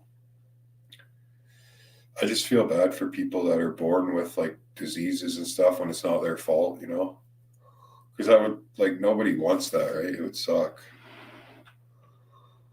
You can always do something about your weight, but certain things you just can't do stuff about, right? But whatever, dude. I told my brother some chicks are hella down with bald guys. That's why I'm trying to whip them into shape, because I've done it. And I'm like, I gotta like, if I get up and I smell something, I'm like, dude, what are you doing, dude? Are you eating? I'm like literally like slapping food out of his hand. I feel bad, but dude, he's my brother. I love him. Like he's taking such good care of me, dude. Like, yeah, it's weird. We don't really look like each other, dude. Like we don't. Whenever we go out, people are like surprised that he's my brother. It's really weird. Like so many other brothers I know, like they look a lot alike each other, and we have the same parents. Like there's no doubt about that. Unless my mom screwed around. But like, I feel like but this is an issue that's come up because we both asked her, met multiple times. I found out in private. I'm like, what, you said that to mom too when you talked to her? And he's like, yeah. I'm like, dude, I say that too. Because he has like darker skin and he's like losing his hair. And like, I like got the English genes. My mom was born in England. Her parents are from England. And I look like a lot like my granddad did, I guess, when he was young. And it's like, I don't know. Or I was like, Mom, what's going on, dude? Like, do we have different dads? And like, I don't know. She gave us pretty honest answers. So, but I feel like, I don't know. I feel like that's the type of thing certain women might take to their grave, I don't even know why I'm talking about this. Probably because nobody's on here talking with me. I'm just bored. But This is so off topic. Whatever, this is the after show. Da, da, da. But yeah, dude. What was I talking about? I don't know. Oh yeah, I feel like that's the type of thing a woman would like take to her grave, especially if you're already, especially if he's the milkman's baby. What if I'm the milkman's baby, dude? I don't like, it's messed up because my dad was such a bad person, dude. Like, my brother will be like, Mom tells me, this is what my brother said. This is when you know your dad was a piece of shit. I hate to say it because he passed away. But when you get highly offended that you are like your dad or you look anything like your dad, me and my brother will like argue about it. He'll bug me about it. He'll be like, you know what, Nick? Mom told me never to tell you this because you'd be so offended, but she told me you are a spitting image of your dad. And I'll be like, shut the fuck up, dude. I'm not. And he's like, yeah. He's like, I'm sorry that it bugs you so much, but like she said, don't ever tell. But like she said, it's scary sometimes. I'm like, and I get mad. I'm like, dude, shut up, dude. That's not true. Because that's bad. Like we were laughing about that. I'm like, is that bad, dude? Is that bad when like you say that about your dad and it like offends you to your very core?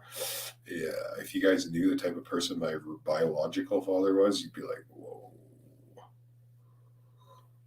He tried to murder me when I was 16 for no reason. He took mushrooms and came at me with a huge, we were like, I said, I don't even want to get into all this. Maybe sometime, maybe not on stream. I'm just blabbing and bored and stoned. Blabbing, bored, and stoned. Stoned, blabbing, and bored. Well, I have almost 30 people watching me, so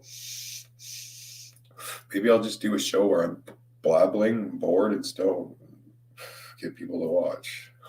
Imagine if that was your job.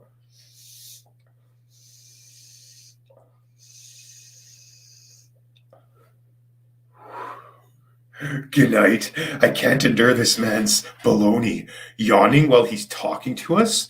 Not smart enough to know when to call it a day? Holy, dude. That's so hardcore. You call yourself a Christian, dude? Wow, some people on here are just pieces of fucking shit, dude. Straight up. And that's one of them right there. Peace out then, dude. Get out. Leave. Like, I'm yawning while I'm on stream. Like, this is called the double bird. I only bring it out on very special occasions, but this is for you, sweetie. Oh, man. That's so funny. Like his opinion matters, but you guys are all still here watching. So what's up, dude? If my opinion doesn't matter, then leave, dude. Like, obviously you're liking what you're seeing. Go on. That's so funny, dude. Now there's like more people watching than there was before. Oh, man. The truth hurts. Yeah, I really look like I'm hurt, man. Ouch. I'm so hurt right now. The truth hurts, huh? Yeah, I'm so mad. Holy, this is me angry. Oh, man. Maria and Cream. What a saint you are, dude. Just a total sweetheart. Why does Christianity attract people like this? I was talking about this with multiple people. There's so many like holier than thou, I'm greater than you, I'm a better Christian than you type of people that are drawn to this religion. And the only way that I can justify it, the only way I can justify this over the years is in the Bible when Jesus said, if you're not sick, you don't go to a doctor. So like Jesus came for the mentally ill. Jesus came for the poor. Jesus came for the sick.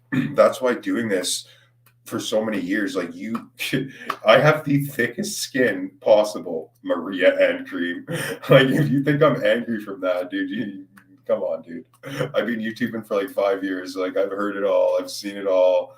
What is said in the chat, I do not give a fuck. Like, I don't care what anybody thinks about me, dude. I'm sure you're an authority on nothing. I never claim to be an authority on anything, actually, dude. The very first thing I ever tell people is I'm not a preacher. I'm a person seeking truth and knowledge. That's it.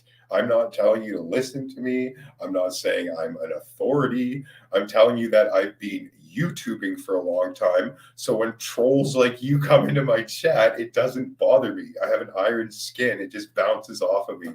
That's not making an authority claim. That's just telling you like it is. Oh man, this trick's too much, dude. You're making me laugh so much. Thank you so much, dude. I actually needed a good laugh. Like I had a very, very stressful day. Very stressful day. I love you too, Darren. I love all you guys. I love Maria the most. Maria and Cream is the best, dude. Oh, dude. Sorry, Maria and Cream, but when you act like you're acting, that's what you are, is a troll. Go Urban Dictionary it. Be like, troll. What is a troll? Urban Dictionary. Oh, I am a troll. Oh, man. You're a hateful troll. You're hating. You're hating on Nick. It's okay. A lot of people hate on Nick, dude. It happens. You either hate me or love me. Those are your only two options. About 98% love me and 2% hate me, but you can't win them all.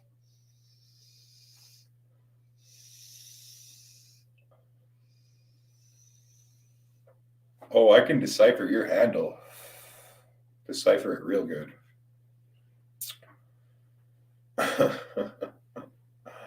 Oh, man. Yeah, but anyway, guys, I don't know. It was a cool show. It was awesome that Jay Smith came on.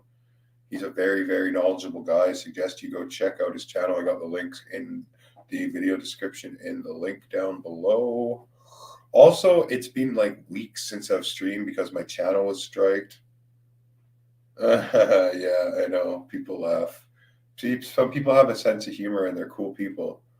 Other people are like, you're like yawning while you're talking to me. Oh my, how dare you be tired? How dare you be withdrawing off opiates and doing a stream on your channel? How dare you? Oh, dude. Oh, it's good. It's good stuff. You're definitely a new one around here, Maria. You're definitely new to the channel.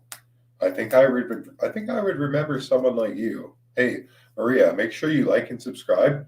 Also, you should become a $24.95 a month channel member. Yeah, because it seems like you really like me a lot. So, like, subscribe, share, tell all your friends about my channel. Be like, dude, this guy's got the baddest channel. And like, he's so cool, dude. Be like, I like him so much. He makes me laugh and everything. Oh, it's good. Anyway, guys, it was a good night. It was a good show. Thank you guys for coming. God bless all of you guys, especially you, Maria. God bless you. You have a peaceful, amazing night. And I love all of you guys. And thank you. You too. Good night. Bye, guys. Thanks for watching. I'm doing the Black Cube of Saturn tomorrow at 6 p.m. I'm not in PST anymore. I'm in Mountain Daylight Time, whatever that is. Oh, good night, Rita. Thank you for the $25 super chat, Rita. That was really sweet of you. And Pam, if you're still watching, thank you for the $5 super chat. Good night, Darren. Good night, Sherelle. Good night, Rita. Good night, Tim. Good night, Lam. Good night, Maria. Good night, Tim. Good night, Pam. Good night. I already said Maria, but I'll say good night to you again. Good night, Maria. Good night, Rebecca.